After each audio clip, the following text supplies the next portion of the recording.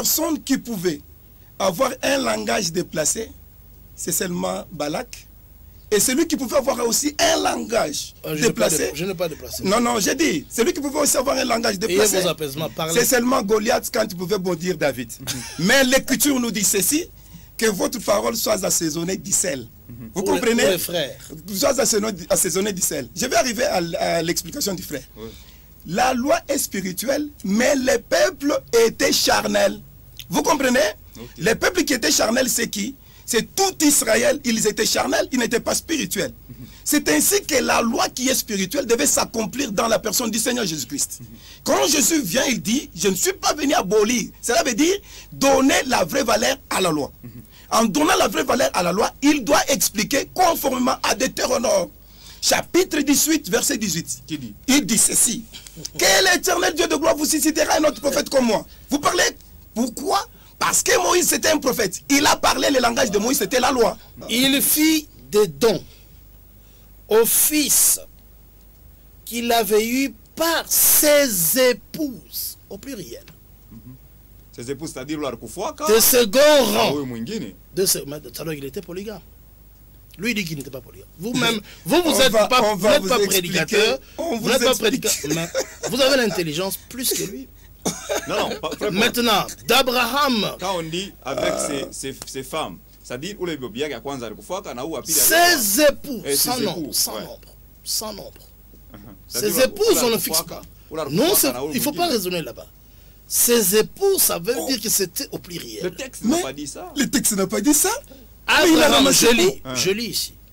Abraham fit des dons aux fils qu'il avait eu par ses épouses de second rang. Sarah n'était pas une épouse de second rang, ni Agar.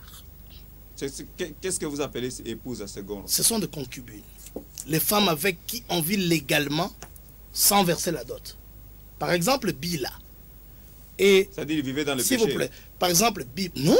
Pourquoi le péché? Quand vous vivez avec une femme, vous n'avez pas versé des dots. Non, ce n'est pas un péché parce que moi, je peux t'accorder ma fille gratuitement.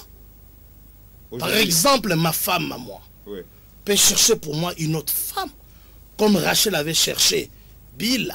Ça, ce n'est pas le mariage. Non, c'est le mariage, c'est la femme de quelqu'un. Zilpa, c'était des femmes non mariées par Jacob, mais données comme Agar là-bas. Vous comprenez? Donc une femme de second rang, c'est celle-là. Donc vous confirmez qu'il était polygame? Mais je vous dis que Jésus-Christ est dans la polygamie. La Bible ici, Jésus vous ne pouvez pas. Il est dans la polygamie. C'est-à-dire Matthieu 1er, verset 1. Jésus-Christ, fils d'Abraham, polygame. Fils de David, polygame avec 500 femmes. Ok. Non, attendez que j'arrive parce qu'il a parlé pendant 15 minutes, j'ai suivi. Pendant 10 minutes. Non. Il a commencé. Oui, allez-y. Alors, vous parliez que c'était un péché, mais d'Abraham, déjà, il est dit au chapitre 26, verset 5. Je le ferai parce qu'Abraham m'a obéi, écoutez, et qu'il a observé mes prescriptions, mes commandements, mes préceptes. Moïse n'était pas encore là, les commandements existaient déjà. Lui, il pense séparer les temps du commandement. Non, Dieu est un Dieu de commandement depuis la Genèse. Commence par le verset qu'il a donné. La Bible dit, c'est après la mort d'Abraham, de Sarah, qu'Abraham va chercher la femme. Ça, c'est bien écrit. Genèse chapitre 25. C'est après la mort de Sarah. Non, il avait déjà Agar. Écoutez, Agar n'était pas la femme d'Abraham. Agar, c'était l'esclave. Je donne une explication. Je donne un verset. Nous sommes dans Galates. Oh, mon frère. Voilà. La Bible dit ceci. Galates. Voilà. Nous sommes au chapitre 4. Galates chapitre 4. Nous lisons le verset 22. Galates chapitre 4, 22. Ah, l'Écriture dit ceci. Nous allons le lire. Car il est écrit qu'Abraham eut deux fils, un de la femme esclave. C'était pas la femme. Et un de la femme libre. Vous comprenez? Je termine, ne sois pas pressé. Était un homme. Mais protège-moi. Protège-moi. C'est lui de l'esclave naquit selon la chair. C'est la chair qui le pousse à voir les petites filles en cours de route. Vous comprenez? Ce n'est pas l'esprit. Vous comprenez? Nous continuons. Et celui de la femme libre naquit en vertu de la promesse que Dieu lui avait donnée. Ces choses ont une valeur allégorique. C'est que pendant qu'Abraham prenait les femmes là, c'était une valeur allégorique. C'est ce que je vous ai dit d'entrée en jeu, que le mouvement d'un prophète, c'était tout un langage. Dès qu'Abraham, Dieu présentait des montagnes, la montagne de Sinaï, ou la loi. Et la loi a amené le peuple en quoi? Dans l'esclavagisme. Je continue. Il dit ceci, ces choses ont une valeur allégorique, car ces femmes sont des alliances. L'une du mont Sinaï, enfantant pourquoi? Pour la servitude. Et la servitude, c'est quoi? C'est l'esclavagisme. Et la Bible dit, quand vous connaîtrez la vérité vous fera quoi? Vous rendra libre. Et quand vous êtes libre, ça vous fait sortir de l'esclavagisme. Ce qui veut dire, la montagne de Sinaï, c'était la montagne où la loi est donnée au peuple.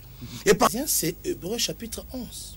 Oh non, la foi est mais partout. Dans Hébreux 11, la foi est partout. S'il vous plaît, dans Hébreux 11, la liste des héros de la foi, ce ne sont que des polygames.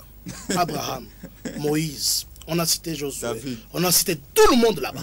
Il a dit même, le temps me manquerait de parler des Gédéons, les grands polygames. Donc cet homme n'a pas la connaissance de la parole de Dieu. Et comme il insulte la parole de Dieu, je commence avant de donner les numéros de compte, de les maudire au nom du Seigneur. Ça c'est le travail de Balak.